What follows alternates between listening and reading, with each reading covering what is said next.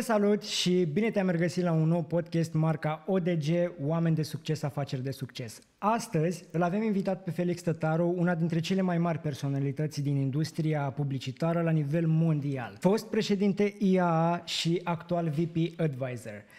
Te invit să rămâi alături de noi pentru a descoperi multe dintre secretele lui Felix Tătaru.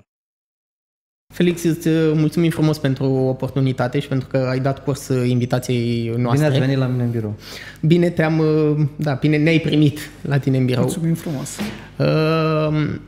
Având în vedere că informații despre tine și despre cariera ta se găsesc la un click distanță, sunt zeci de pagini, aș începe prin a te întreba și a ne povesti un pic despre cine este Felix Tătaru ca om. Cine este cu adevărat Felix Tătaru?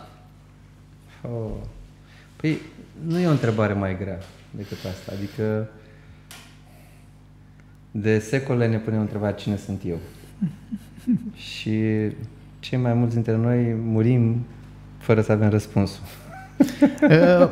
E grea întrebarea și îmi pun întrebarea asta destul de des. Câteodată am răspunsul, câteodată nu. Și pentru că dacă ar fi să esențializez, sunt un om, să zicem, la jumătatea potențială a vârstei, care de, să zicem, 30 de ani a făcut o groază de lucruri.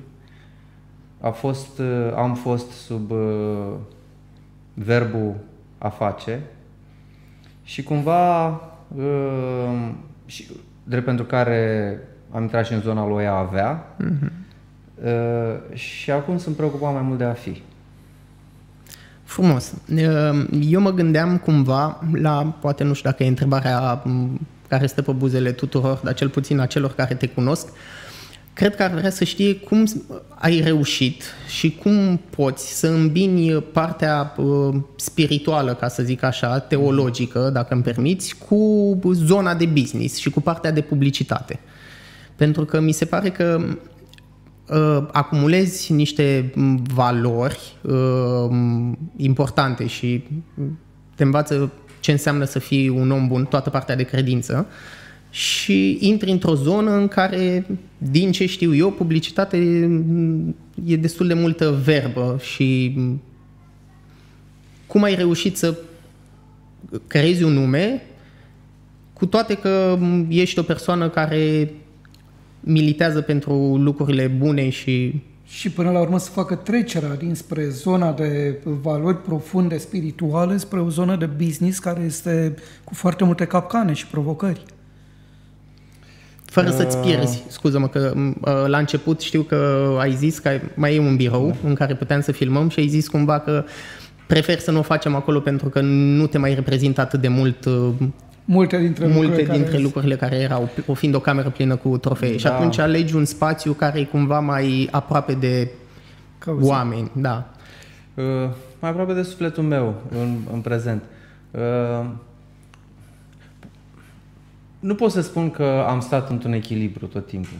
Deși, sigur, dați cezarului ce al cezarului și Dumnezeu ce al lui Dumnezeu, dar te fură jocul, ca să zic așa. Și jocul de business vine cu putere, cu imagine, cu faimă și așa mai departe. Și e foarte greu când paharul e plin să mai intre cineva acolo. Și atunci când te umpli de tine, n-are cum să intre Dumnezeu. N-are cum să intre nimeni, nici celălalt, că nu mai vezi, nu mai simți cel din fața ta. Și da, am făcut asta de multe ori. Adică nu înseamnă, mulțumesc pentru întrebare, că asta sugerează cumva că eu reușesc să țin un echilibru între cele două. Da, cred că e tot o chestie. Să nu uitați că vorbiți cu un om de imagine. Dar nu e așa. Am mușcat mult din zona asta a împăunării. Da, nu ai rămas acolo. Că cu asta vine business în general, dar mai ales publicitatea. Și cumva, da, birou de alături cu, nu știu, sute de trofee cât sunt acolo, pe care noi, firmele noastre, le-am câștigat în anii ăștia, nu mai reprezintă prea mult ceea ce vreau să fac și cine sunt. Au fost multe situații în business când mi-am adus aminte de Dumnezeu. Și mi-am pus întrebarea, oare lui Dumnezeu ce ar plăcea să facă? Dar au fost și multe în care mi-am adus aminte și am uitat de Dumnezeu și am făcut cum from the other side, ca să zic așa. Și da, viața vine și cu de-alea și cu de-alea și tragi niște concluzii, înveți, așa, creștem, așa, fiind în... Dacă îți pui cumva un reper vertical la care știi că poți să te întorci oricând, pentru că, da, în definitiv Dumnezeu e iubire și ne așteaptă, noi o luăm paiurea apărătură, atunci, da. Important este să aduci aminte cât mai des. Apropo de momentele în care uiți de Dumnezeu în lumea business-ului și te duci on the other side sau ești atras de te umpli de tine, other side, da. Care capcană este mai mare sau care provocare mai mare? Acea a puterii sau acea a faimei și a vanității? Hai să privim puțin retrospectiv, să ne gândim la Felix Tătaru, cel care a fost, cel care făcea mai mult decât a fi. Să nu crezi că nu mai sunt acolo, adică poate conștientizez mai mult și da, încă mă roade asta. Puterea e o capcană mai mare decât faima și vanitatea în momentele alea? Eu le văd legate cumva. Am încercat să stau într-un echilibru cumva, apropo de întrebarea precedentă. Nu pot să spun că am gustat puterea foarte mult, adică, sigur, dacă vorbim de puterea de influență, da, poți să spui că, da, ai oarecare putere, dar puterea adevărată o simți în special în politică și eu n-am făcut pasul ăsta. Deci de-aia nu pot să îți spun cum poate un antreprenor care a făcut pasul în politică ar putea să spună, da, care și cum, dar pentru că s-a întâmplat să fac niște campanii electorale, să am o poziție globală, să pornim, aveam să aflăm primul radio pentru copii din lume și așa mai departe, să facem niște lucruri, automat s-a vorbit mult despre mine și m-am, să zicem, umflat în pene așa cu chestia asta pe faimă. N-ai cum să fii ceea ce se vorbește despre tine. Nu se poate. Adică ești cine ești tu și cine știi tu în intimitatea ta și sigur că oamenii vorbesc tot felul de lucruri. E la fel de periculos și de alea bune și de alea rele. Că ți se pare că ești un semizeu, mamă, am făcut și de-aia și de-aia și de-aia și de fapt doar tu știi. Aș vrea puțin să revenim la culmile succesului și ca să înțelegem cumva mai bine și mă interesează cumva și ca o paralelă pe care să o facem cu programul pe care l-ai dezvoltat, Super Teach. Și pentru că aici noi fiind cumva și chiar noi, grupul nostru, nu suntem atât o firmă cât suntem un grup de tineri, ales eu, un grup de tineri care vrem să avem succes în viață în orice formă. Mă gândesc și la profesorii din școli care se uită la elevii care le vin mai ales de clasa 12-a sau, eu știu, de facultate, care le vin cu ultimul tip de mașină și de multe ori au frustrări și se uită la salarii și la alte probleme și la presiuni și la jigniri din partea tuturor. Și aici îmi vine în minte ceea ce se întâmplă în Japonia, nu știu cât de adevărat este, dar în Japonia o singură persoană nu se înclină în fața împăratului, profesorul, pentru că se consideră că el a influențat evoluția împăratului. Revin puțin și la Super Teach și la toți oamenii care ne urmăresc. Culmile succesului, și dacă cumva greșim, corectează-ne, culmile succesului care contează cu adevărat în viață sunt legate de a fi sau de a avea și a face? Cred că fiecare are o chemare în viață să-și împlinească, are o menire. Și asta cred că pornește din cine suntem, de fapt. A face sau a avea sunt verbe secundare. Și cine suntem are legătură cu darurile pe care noi le avem de la părinți, de la Dumnezeu și chemarea de a le pune în valoare spre ceva mai mare decât noi. Da.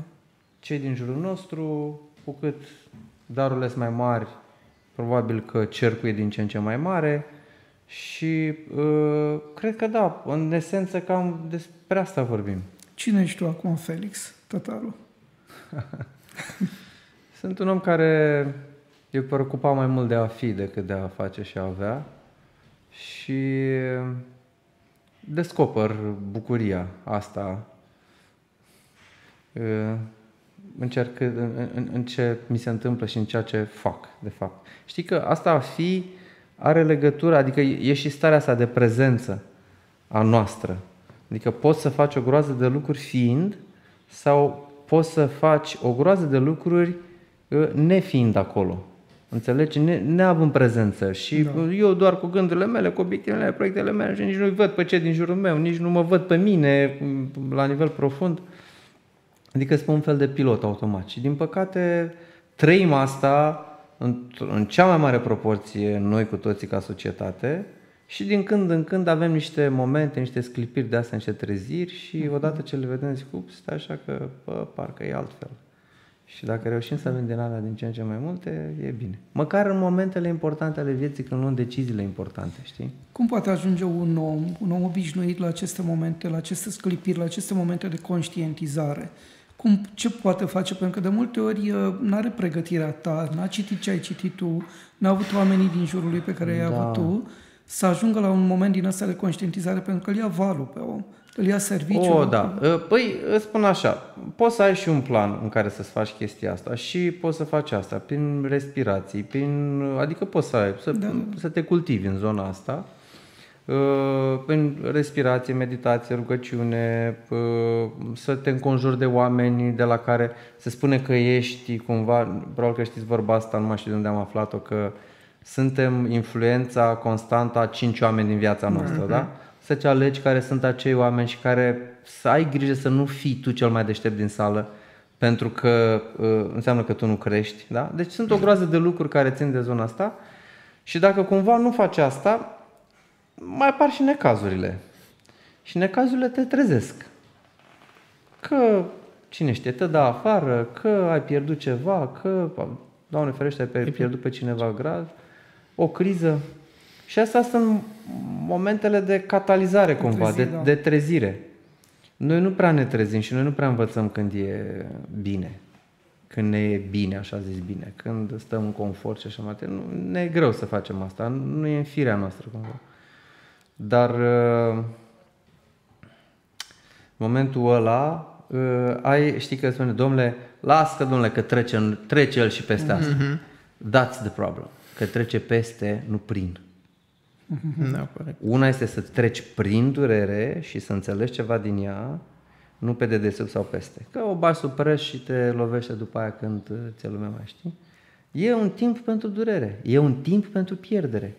Simona Halep are momente de glorie și are momente de, cred că, da, și o doare, înfrângerea doare. Înțelegi? Dar înveți din ea și treci prin ea și alea momente în care crești mult mai mult decât prin bucuria aia. Și fără acel moment de durere, probabil că începi să slăbești. N-ai cum să crești. N-ai cum, da. Fără zona aia, pentru că acolo te întâlnești cu limita ta. Exact. Înțelegi? Și oamenii care sunt în viața noastră și care cumva ne scot din confort, de cele mai multe ori sunt darurile din viața noastră. Pentru că exact acolo te duc la limita ta și îți pierzi pacea și echilibru și exact, dar de ce mi-am făcut ok? De ce am reacționat așa cu cutare sau cu cutare? Ce a atins el la mine de mi-am ieșit din pepe? Și încep discuțiile cu tine însuți, de obicei, știi? Și îți dai seama, wow, ce dar e pentru mine soția mea. Pentru că nu suntem deloc întâmplător noi doi în viața noastră, eu cu Nadia cu mine, acum vorbesc practic. Noi ne-am căsătorit în câteva luni, da? Și e clar că am un rol important în creșterea ei și ea în creșterea mea. Și mi-aș aduce aminte acum, data trecută când ne-am văzut și trecuse și printr-o mică boală, putem spune, prin coronavirus. Am trecut prin COVID, prin coronavirus și a trecut Nadia pe lângă noi și i-ai spus, uite, ea m-a ajutat să trec, pentru că, în mod sigur, ai avut niște momente de frică, de emoții. Greu.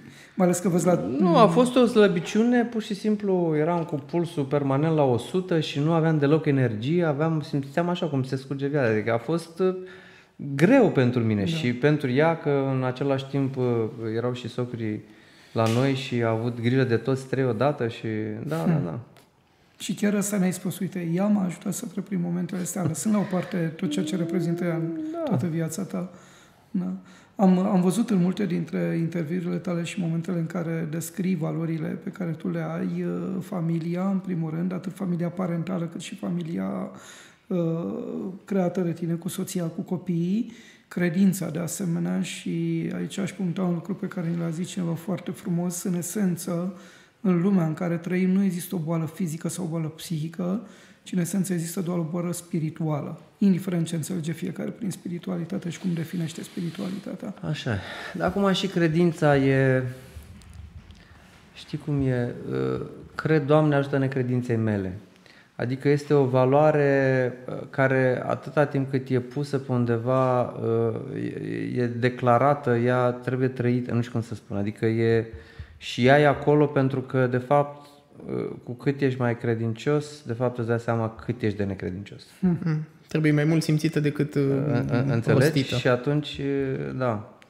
În general asta se întâmplă cu valorile. Sunt niște repere care te ajută în viață, dar sunt și daruri, cum sunt și exact partea goală. Adică sunt lucruri pe care nu înseamnă că le ai no matter what. Sunt lucruri la care le hrănești ca ele să fie și să știi? Da. Care sunt cele mai importante principii de la care nu ai abdicat niciodată? Lucrurile astea Primele 20 sau... Da, mă gândeam când vorbeam de valori și... Lucrurile se schimbă, dar un lucru important pentru mine este orientarea pe verticală. Cel mai important lucru. Cred că nu putem face nimic, nu putem fi nimic, nu putem avea nimic, ca să vorbesc de cele 3 verbe fundamentale, fără Dumnezeu. Și de aici vine totul. Căutați împărăția lui Dumnezeu și toate celelalte se vor adăuga. A spus Hristos. Relația cea mai importantă este relația cu Dumnezeu. Ai o problemă cu soția, ai o problemă cu copilul, ai o problemă cu șeful, ai o problemă cu partenerul de viață, de business, nu știu cum. Cu tine? Cu tine însuți, caută acolo, la relația cu Doamne. Și dacă ai rezolvat acolo sau ai făcut pași acolo, e o vorbă, că omul face un pas, Dumnezeu face 10. E suficient un pas așa mic. Știi? Cred că asta e cel mai important. Și pot să spun că am avut multe momente, apropo de întrebarea cu echilibru și dezechilibru față de planurile celelalte ale vieții mele, în care l-am trădat pe Dumnezeu. Pentru că mi-au plăcut anumite... Adică ele în sine nu sunt rele. Și banii și atâta timp cât le faci cu Dumnezeu. Dar în momentul în care tu te umpli, paharul e plin și nu mai lași lui Dumnezeu, ele nu mai sunt bune, știi? Și atunci ce se întâmplă? Devii tu Dumnezeu și ți se pare că tu ești Dumnezeu. Și cum poți să nu ajungi să umpli paharul? Că având în vedere că nu se promovează o astfel de gândire... E foarte greu. E foarte greu singur. Eu ca și tânăr vreau să fac pasul ăsta, dar nu știu cum. Că... Păi, în primul rând, mulțumesc pentru întrebare. E foarte bună întrebare. În primul rând, nu poți să faci singur asta. N-ai cum să faci singur. Pentru că și așa ai nevoie de ajutor. Și faptul că pui o întrebare înseamnă că ești curios să afli. Da? Ai nevoie de un mentor. Cineva care să-ți arate pădurea. Pentru că noi suntem între copaci. Și nu vedem pădurea. Înțelegi? Și odată ce cineva care e puțin în exterior și noi înșine pentru alți oameni în jurul nostru, că de aia a zis Dumnezeu nu e bine să fie omul singur și așa. Pentru că noi nu ne vedem și nu vedem punctele noastre oarbe. Înțelegi? N-ai cum să vezi ceea ce nu vezi. Deci n-ar trebui logic, să ne simțim slab dacă vezi. Cerem ajutorul. Că de multe ori eu văd asta în jurul meu, că le zic, băi, dar cereți. Păi nu, că asta e chestia mea, de ce să cer ajutorul? Cum? Că trebuie să o rezolv eu. Să știi că cea mai, apropo de că suntem pe teritoriul ăsta, ispita cea mai rea, ca să zic așa, este separarea și însingurarea. Dumnezeu ne vrea împreună. Să lucrăm unii cu ceilalți și să ne iubim. Și acolo unde nu poți, să te rog pe tine, așa cum tu mi-ai pus o întrebare.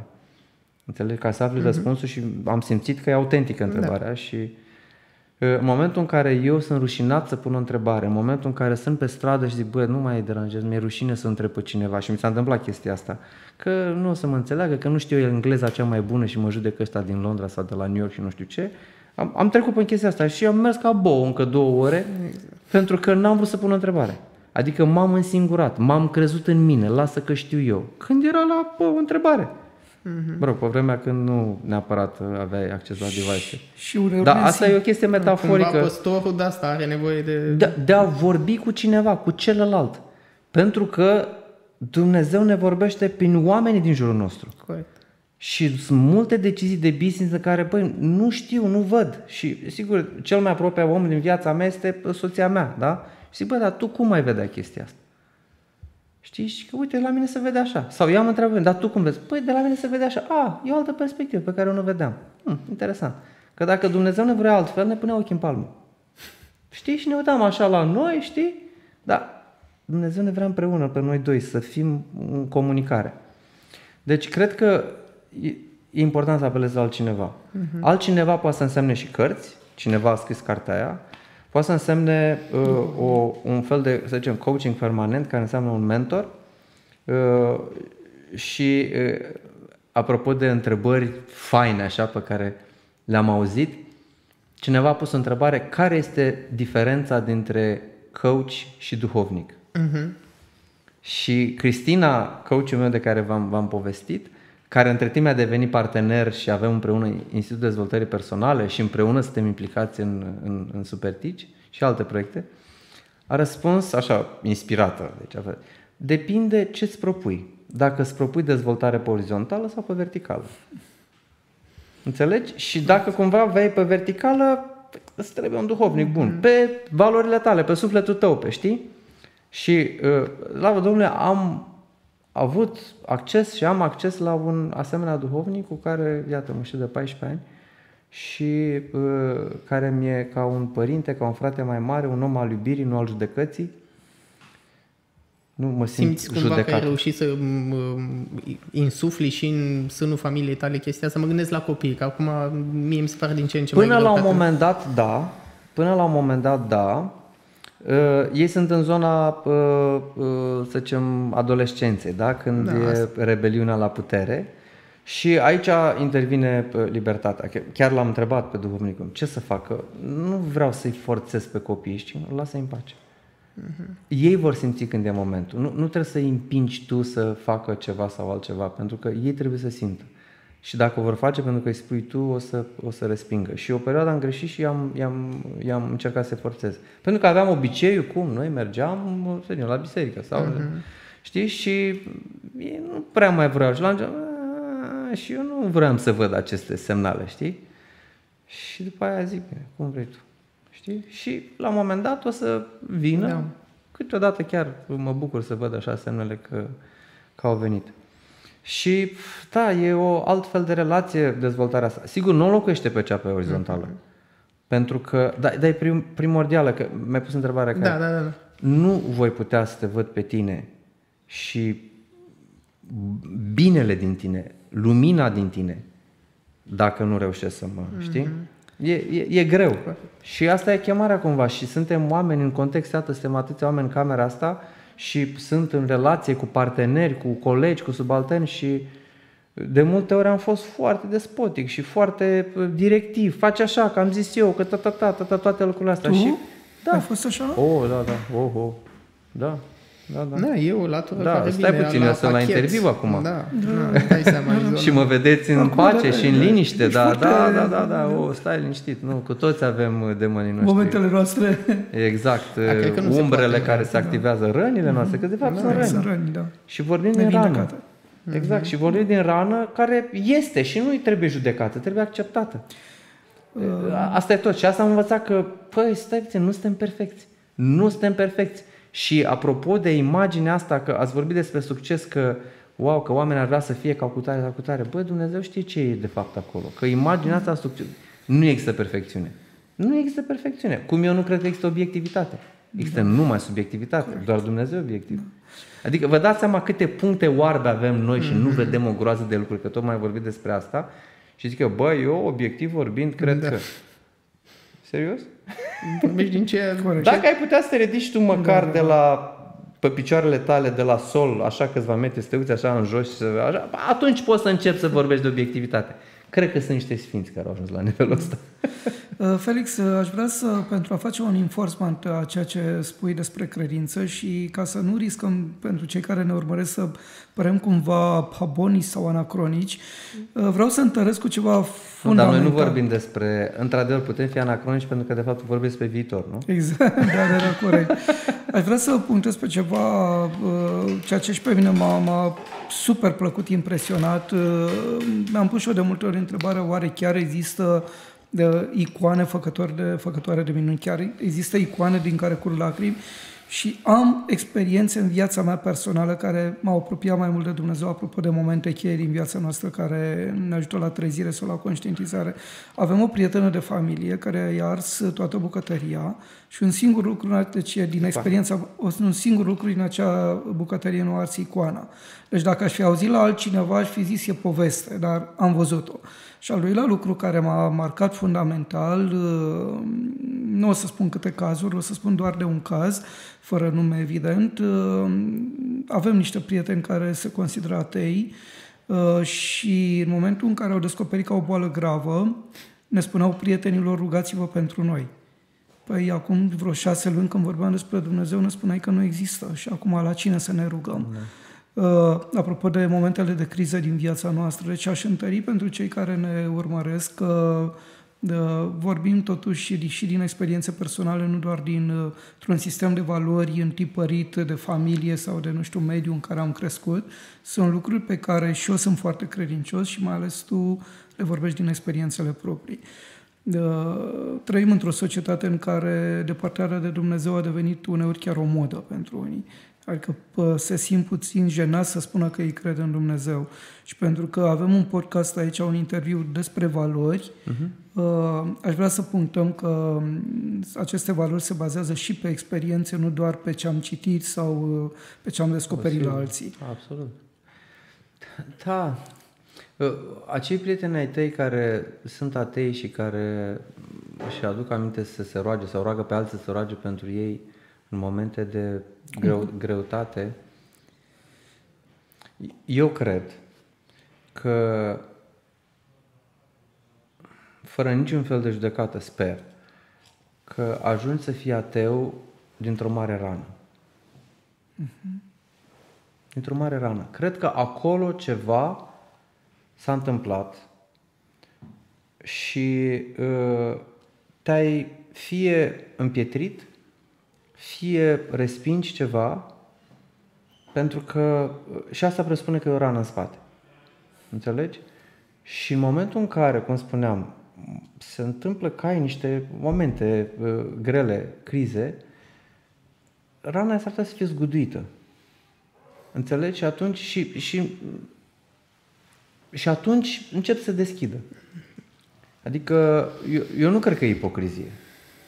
Pur și simplu îmi spunea cineva de ună zi că care este opusul dragostei? Opusul dragostei, antonimul dragostei.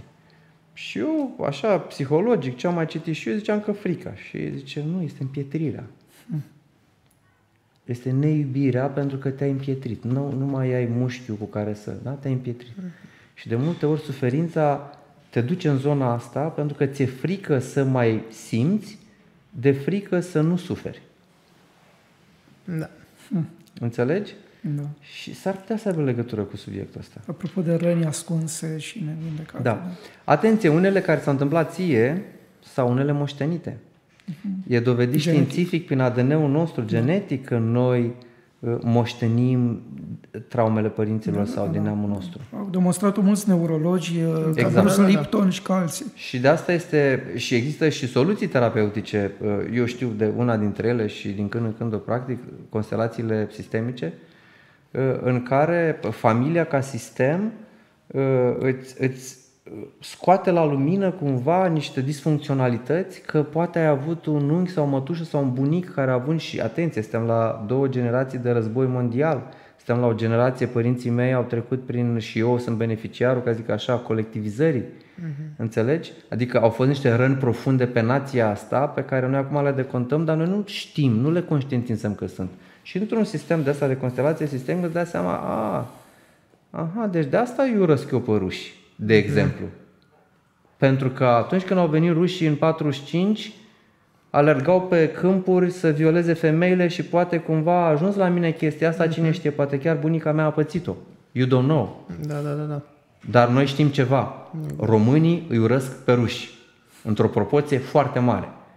Ori cu soldații sovietici care au venit așa, ori cu colectivizarea și sovietizarea ce s-a întâmplat, ori ceva a ajuns, a fost o traumă și de asta. A fost o traumă atât de mare și vorbesc de o traumă sistemică mare, da?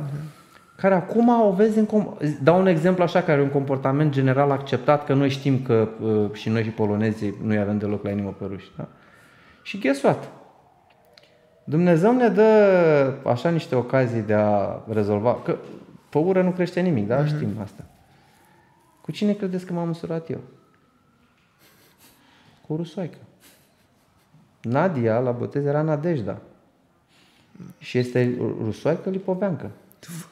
Până la ea, toți din neam... Lipovenii sunt cei care au fost alungați acum 200 de ani de ruși, da? Și au ajuns unii dintre ei în România, da? Până la părinții ei, toți s-au căsătorit în comunitate, da? Deci ea a fost prima din generația ei care s-a căsătorit în afara comunității, da? Cumva a trădat neam. Și iată că eu iubesc o rusoaică. Da. Tare, nu? Da. Deși prin ce a pățit tatăl meu, mergând și bunica și așa mai departe, nu știu dacă nu știu dacă urăsc, dar știu că am o repulsie. Încă mai am o repulsie. Da. Deci cumva până la urmă tot iubirea e mai puternică. În 2010 am avut un congres IA la Moscova. Și l-am avut pe 10 mai și pe 9 mai era aniversarea de 65 de ani de la victoria, nu știu ce. Și eram cu prietenul meu polonez și ne uitam, erau toate avioanele alea care treceau lângă Piața Roșie cu hotelul respectiv, în care stăteam noi și ne zice că, măi Pavel, să dea Dumnezeu să nu mai vedem avioanele astea vreodată. Înțelegi? Faptul că eu am spus asta, deși eu n-am cunoscut războiul. Ieșea de undeva, înțelegi? Din ancestral. Deci e ceva, deci este o frică față de ce se întâmplă cu... Și întâmplător sau nu, Putin și arată în fiecare zi că avem de ce ne teme.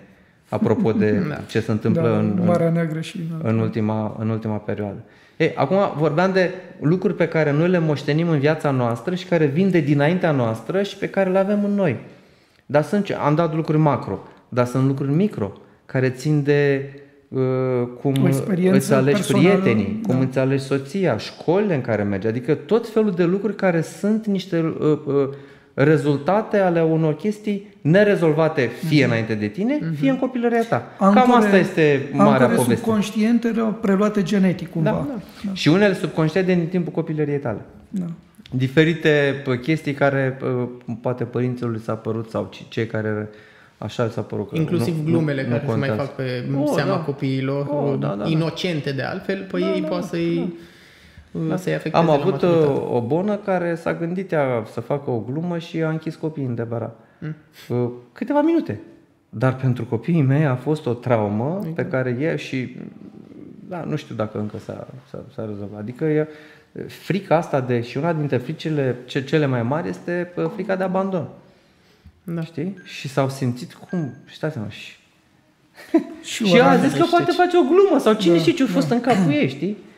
Nu ne-am mai întâlnit și o rană care se manifestă în copilărie, din câte am citit și eu, undeva în jur de 6 ani. Rana abandonului, sentimentul de abandon. Apar în diferite etape ale vârstei. Chiar mă uitam la băiețelul meu, apropo de elemente subconștiente, cel care acum are 7 ani și ceva. Eram la cumpărături într-un magazin, așa, și îl pusesem pe copil în căruciorul de cumpărători și m-am dus 2 pași mai încolo să iau niște fructe să pun în pungă. Și au venit niște doamne și au zis, hai la noi acasă. Și copilul, cu toate că eram la doar 3 pași de el, Bogdan a început să plângă și să urle și încă, după câteva luni, mi-a reproșat că de ce l-am lăsat și eram la 3-4 pași de el. Deci nu. Va fi la el să-și lucreze chestia asta când o să fie adult cu un terapeut specializat și așa. Na. Dar e un mare dar pentru noi și generația noastră și cei de după noi și toți, că acum avem, nu știu dacă știți, pe vremea comunismului era interzis tot ce legat de psihic uman. Da. Nu exista psihologie. Adică omul nou comunist nu avea voie la așa. Era și ateu pe partea elaltă, adică nici știință, nici spiritualitate, știi? Deci pe ambele era perfect. Cu spiritualitatea nu prea a ieșit, pentru că nu prea a ieșit. Dar cu psihologia, da, adică să nu... Și încă a rămas chestia asta, adică sunt mulți care văd ca de ce să mă duc la psiholog, eu nu sunt bolnav, exact. Din păcate, am probleme. Din și păcate, în alte da, mai ales țări generațiile părinților noștri și chiar poate și de vârsta mea, să zicem, sunt, dar ce să caute acolo? Dacă nu că nu-s nebun, e chestia asta. Și eu când am avut primele contacte cu lumea asta, să zicem, acum vreo, nu știu, 15 ani, să zicem,